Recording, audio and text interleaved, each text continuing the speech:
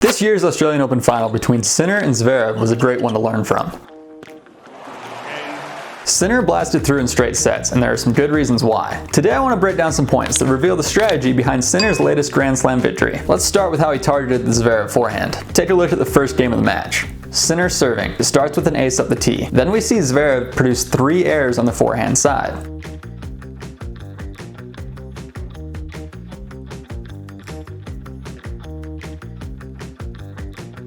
Might be a bad omen for Zverev. But let's look at the first point of Zverev's serving game. And this tells us even more about how Sinner plans to target Zverev's forehand. Zverev opens with a serve up the tee. Sinner plays a high percentage return hitting the ball straight ahead. This gets both players into a pretty neutral position with both of them in the center of the court. Now Zverev plays line here, which is a mistake because it moves the ball to Sinner's forehand side. From here, Sinner drives 2 forehands cross court and 1 up the line.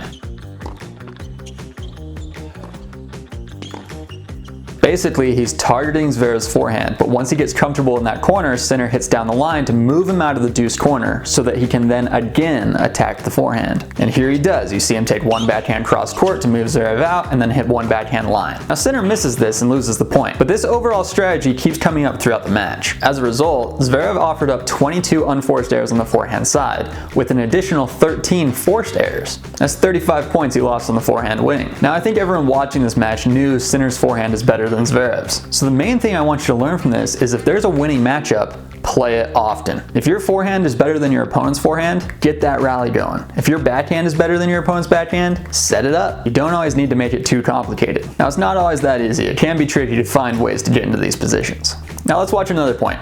We see here Zverev is trying to get this backhand to backhand rally going, and Sinner is actually okay with that. He's kind of playing along. Basically, he's keeping Zverev in like a holding pattern on this backhand side, waiting for a better opportunity to attack his forehand. After a lot of cross-court balls, Sinner hits a couple to the forehand, and Zverev gives him the error. There's a good lesson in this point, and that is not every shot needs to be an attack. Some balls here, Sinner was just playing cross-court, keeping it deep, but mostly he was just biding his time until he had a good opportunity to attack the forehand. A good way to play these neutral balls is to play through the X by default. So let's look at some points through the X framework. Here's another.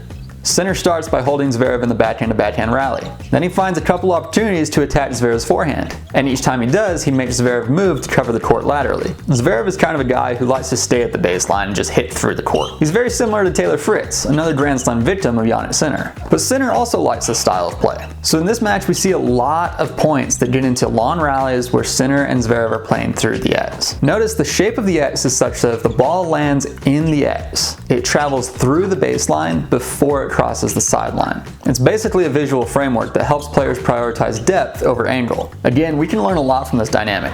Too often players are aiming too wide and missing too often. And if recreational players should copy Sinner and Zverev by playing through the top and bottom of the X instead of the sides, they're going to win more matches. And if you watch this match closely, you're going to see that this is a really good default holding pattern for Sinner that will set up opportunities to win big points. Now, I want to break down this point specifically.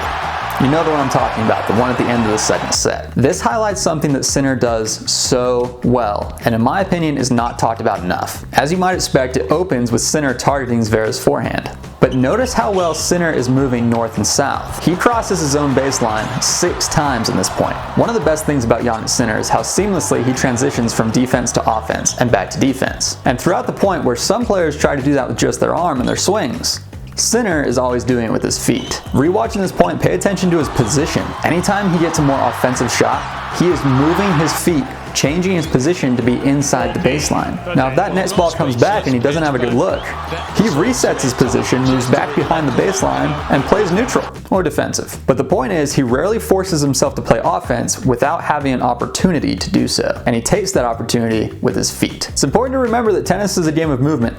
The best players are always the best movers. And the more you watch this match, you're going to see that Sinner's movement was way better than Zverev's. This is one reason Sinner won a large majority of the long points. He's able to work the ball and his opponent into positions that allow him to attack, but he doesn't try to push for something that's not there. The stats are telling.